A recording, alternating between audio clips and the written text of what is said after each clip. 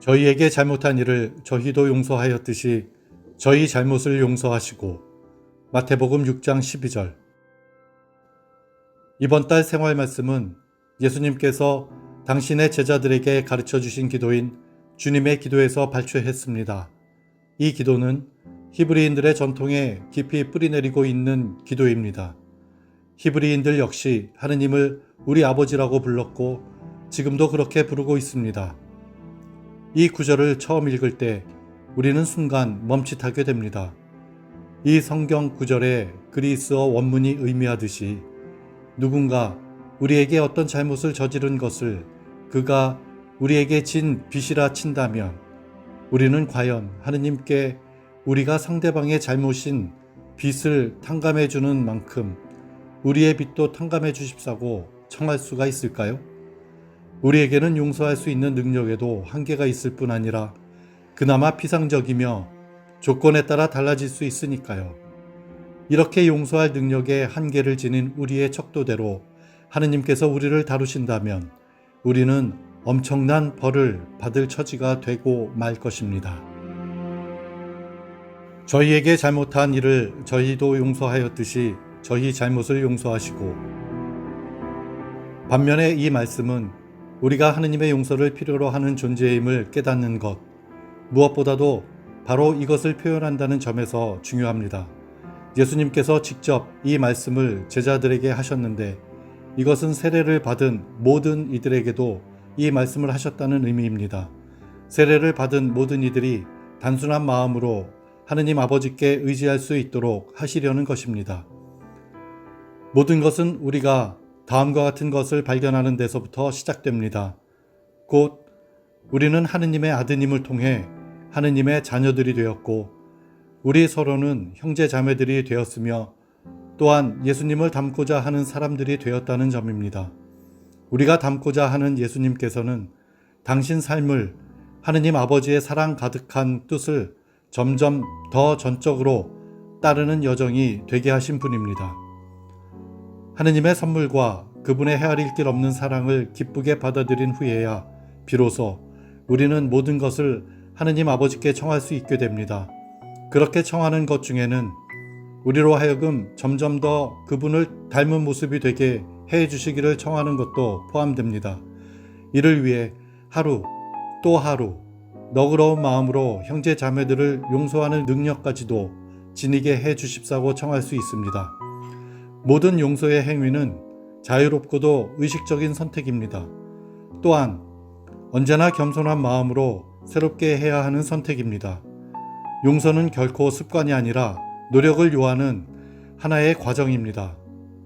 예수님께서는 우리가 매일 일용할 양식을 청하듯이 이렇게 용서를 잘 할 수 있도록 노력할 은총도 청하게 하십니다.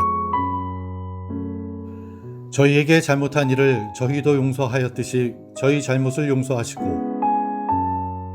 가정이나 동네, 직장 혹은 작업실에서 우리와 함께 지내는 사람들이 우리에게 어떤 잘못을 저질러서 우리가 그 사람들과 다시 긍정적인 관계를 맺는 것이 어려운 경우가 얼마나 많은지요.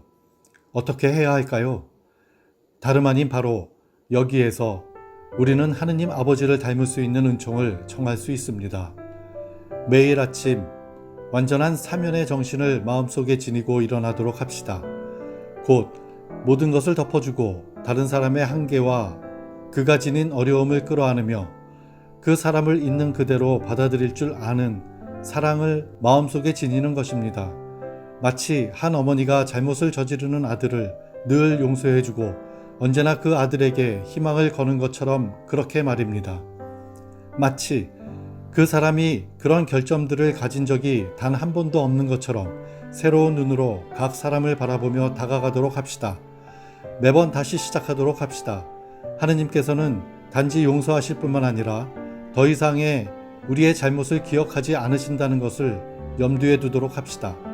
바로 이것이 우리에게도 요구되는 척도입니다. 이는 드높은 목표지만 우리는 확고한 믿음을 지니고 드리는 이 기도의 도움으로 이 목표를 향해 나아갈 수 있습니다. 저희에게 잘못한 일을 저희도 용서하였듯이 저희 잘못을 용서하시고. 그리고 주님의 기도 전체에는 우리라고 하는 관점, 형제의 관점이 들어 있습니다. 나는 나 자신만을 위해 청하는 것이 아니라 다른 이들을 위해서도 청해야 합니다. 그리고 다른 이들과 함께 청하는 것입니다. 내가 용서할 수 있는 능력은 다른 사람들의 사랑에 도움을 받아 유지됩니다. 한편 나의 사랑은 어느므로 형제의 잘못을 나 자신의 것으로 느낄 수 있게 해줍니다. 그래서 어쩌면 나한테 달려있는 문제일 수도 있을 거야. 그 사람이 환영받았다고 느끼도록, 이해받았다고 느끼도록 내가 나의 몫을 아마 제대로 다하지 못한 것 같아 라고도 생각할 수 있게 해줍니다. 이탈리아의 팔레르모라고 하는 도시에서 어떤 그리스도인 공동체들은 강도 높은 대화의 경험을 살고 있습니다. 이 대화는 몇 가지 어려움을 극복할 것을 요구하는데 비아지오와 지나가 다음과 같이 이 경험에 대해 들려줍니다. 하루는 저희의 친구 목사님 한 분이 당신의 교회에 속한 몇몇 가정들의 집에 저희를 초대해 주셨는데 그들은 저희를 모르는 분들이었습니다. 저희는 점심 식사 때 함께 나누어 먹을 몇 가지 음식을 준비해 갔는데 그들이 이 만남을 그다지 달가워하지 않는다는 눈치를 주고 있음을 깨달았습니다. 지나는 부드러운 태도로 그분들에게 자신이 요리한 몇 가지 특별한 음식들을 맛보여 드렸고 결국 우리는 함께 점심 식사를 했습니다. 점심 식사 후에 그분들은 자신들이 느끼는 우리 교회의 결점들에 대해 강조하기 시작했습니다. 저희는 언쟁하기를 원치 않았기에 그분들에게 이렇게 말했습니다.